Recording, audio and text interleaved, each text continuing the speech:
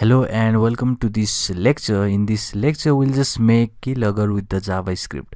So we have already seen about the keylogger, how to make it with the help of Python. It was quite easy and interesting while making the keylogger in the JavaScript. But now we have already learned the basics of a JavaScript. Now we can just make our own keylogger with the help of a JavaScript. And you'll see how easy it is to make keylogger with the help of JavaScript. But you know that JavaScript is not enough to make the keylogger, because we have to make use of a server-side language like a PHP, which will just get the keystroke for us and it will write the keystroke to the file. So JavaScript will be responsible to just call the function, which is onKeyPress function, which will be called when the user will press any key from the keyboard. And basically PHP will be helpful, which is basically server-side language. It will just name, or basically it will search for key name of that field in the website element, and based on that it will just paste the keystroke on the file that will create. So basically we'll just open the file, we'll just write to the file with the help of PHP, and with the help of JavaScript we'll just make a function to be called when the user will press any key from the keyboard. So first of all, we'll see about the keylogger. We have already studied how the keylogger works in the previous couple of examples, but let's give a quick revision. What is the keylogger? So keylogger is a type of software that, once active on a system, has the capability to record every keystroke made by the system. That means it will just record every keystroke that is made by the user.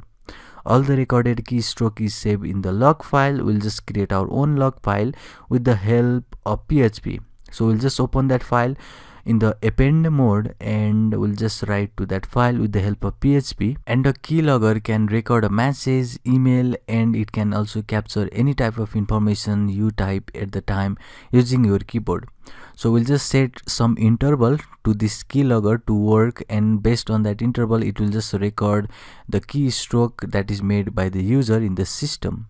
So we have the lab environment over here. We'll be using operating system that is Windows 10.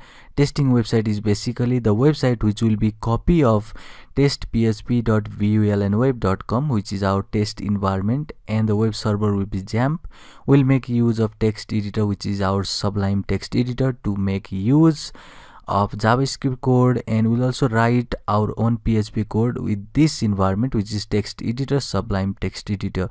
So we'll just make one HTML file which will be testing website, and we'll also make our JavaScript code which will record and which will basically have the event which will be called, because we know about the events. We have already learned about the events in the previous examples, in the previous basic section of the JavaScript, and we have learned many events on that. We'll just make use of onKeyPress event, which will just record the keystroke that is made by the user in the keyboard, and it will just track that and it will just send this to the PHP file, which will just write that keystroke to the file, and it will just print us that file, and we'll just see the file and we'll see how this keylogger works in the next example. So see you in the next one.